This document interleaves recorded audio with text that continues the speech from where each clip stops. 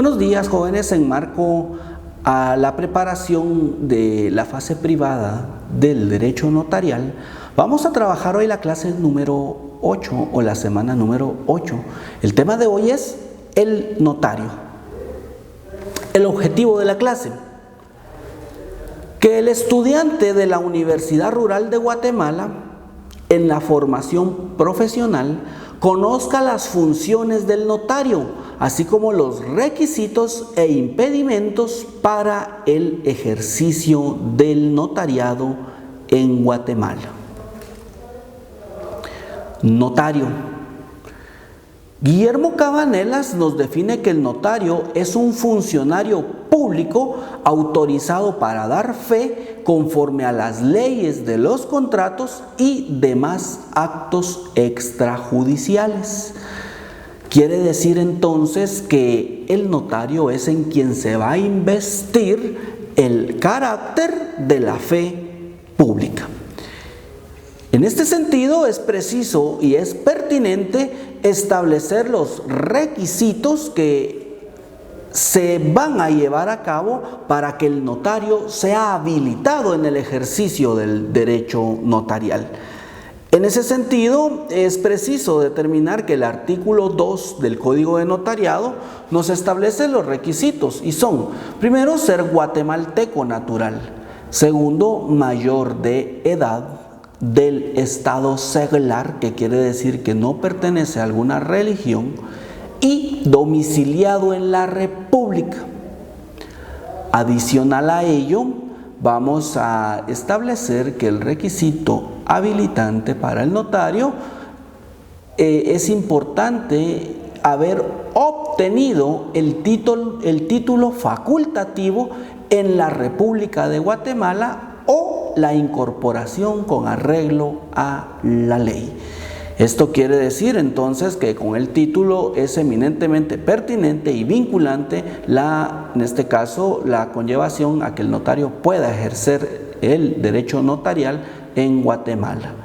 Luego, haber registrado en la Corte Suprema de Justicia el título facultativo o de incorporación, y principalmente, jóvenes, y la firma y sello que usará con el nombre y apellidos usuales.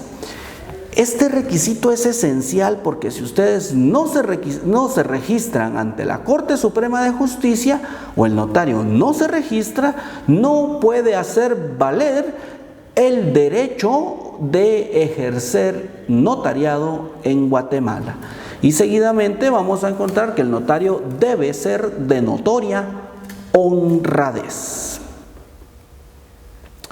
Luego nos vamos a encontrar con las incompatibilidades para el ejercicio del notariado. Y son incompatibilidades en el ejercicio profesional en los casos en que se encuentran o se pueden encontrar algunos notarios de verse impedidos de ejercer el notariado, y esta condición puede ser de forma permanente o de forma temporal.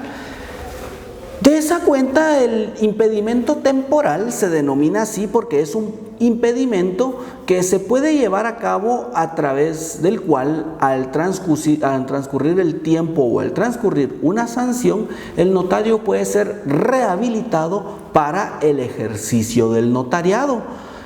El artículo 4 del Código de Notariado particularmente nos establece y nos fundamenta estos impedimentos temporales. Es preciso establecer, y les recalco, el ámbito de la temporalidad. Evidentemente, uno de los ejemplos que podríamos enmarcar es lo relacionado al artículo 32 del Código de Notariado en cuanto a la obligación de prestar o de presentar avisos trimestrales en este caso, los instrumentos públicos que el notario autoriza y consecuentemente los testimonios especiales. Si el notario no los presenta en el término de cada trimestre, este eminentemente puede ser inhabilitado de carácter temporal. Inhabilitaciones permanentes. son las circunstancias que limitan el ejercicio del notariado en forma permanente. Es decir, que el notario ya no podrá ejercer más la profesión de notario en Guatemala. Esto se fundamenta en el artículo 3 del Código de Notariado. Órganos que pueden decretar la inhabilitación de un notario. Los órganos que pueden decretar la inhabilitación notarial pueden ser, en primer lugar, los tribunales de justicia. El Tribunal de Justicia puede evidentemente decretar tanto la inhabilitación temporal como la inhabilitación permanente. Puede decretar la inhabilitación temporal cuando le dicta un auto de prisión al notario. Sin embargo, para que exista el auto de prisión, debemos de recordar de que previo al auto de prisión debe de existir un auto de procesamiento. ¿Por qué delitos? Por los delitos que establece específicamente el Código de Notariado.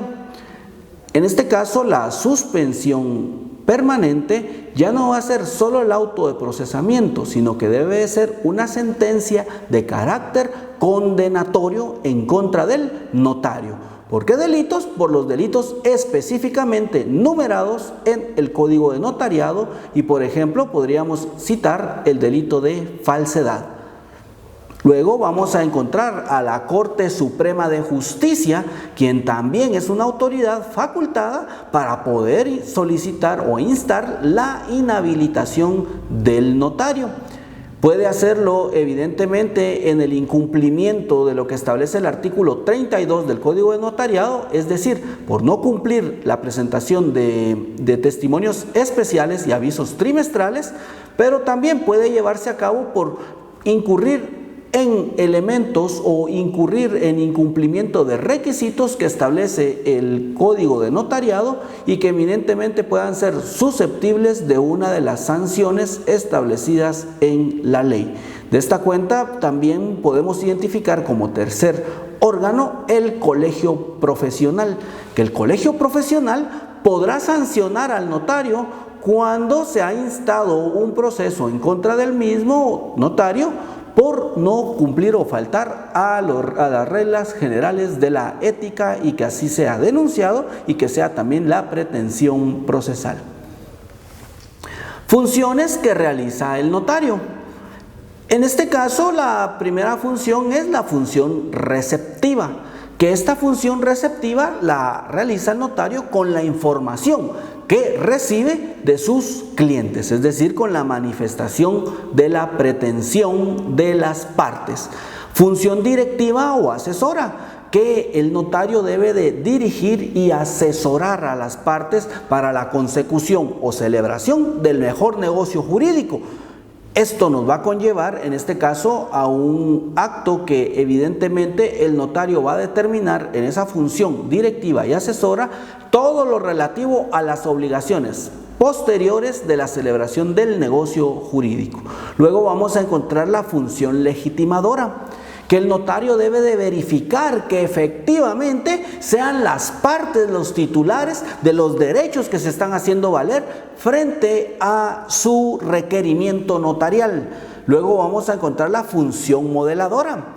La función modeladora no es más que la forma legal que el notario debe de darle a los actos que realiza en marco, en este caso, al requerimiento de sus clientes o de las partes o de las personas. Es decir, entonces el notario evidentemente debe dar la forma legal, elaborar el instrumento público idóneo en cuanto al requerimiento que se le hace. La función preventiva quiere decir que el notario va a prever cualquier circunstancia. Particularmente va a prever en el caso de los títulos de crédito que efectivamente el título sea eminentemente ejecutable. Y la función autenticadora que se va a patentizar con la firma y su respectivo sello, dándole validez a todos los negocios jurídicos y actos autorizados por notario fundamentados como prueba pertinente en juicio de conformidad con lo que establece el artículo 186 del Código Procesal Civil y Mercantil. Finalidades de la función notarial. Primero vamos a encontrar la seguridad, es decir, la certeza del documento notarial. Luego el valor, que es el valor jurídico de los actos y que ésta nos conlleva a una eficacia de producir actos jurídicos. Y luego vamos a determinar la permanencia, que el documento notarial nace para proyectarse siempre a futuro. Es decir, el documento notarial va a ser toda la vida permanente y perenne. De esta cuenta, entonces, vamos a realizar una serie de preguntas que ustedes deberán contestar oportunamente. ¿Qué causa produce en los notarios cuando los mismos tienen auto de prisión motivado por el delito de falsedad? Pregunta 2. ¿Cuáles son los órganos que pueden inhabilitar a los notarios? Pregunta número 3. ¿Cuáles son las finalidades de la función notarial? Pregunta 4. ¿Cuál es la función notarial en la que el notario da la forma legal a la voluntad de las partes? Pregunta 5. ¿Cuál es el requisito habilitante para que el notario inicie a faccionar los instrumentos públicos? Pregunta número 6. ¿Cuál es la función notarial en la que el notario debe verificar que las partes contratantes sean efectivamente las titulares del derecho? Muchas gracias por su atención. Buen día.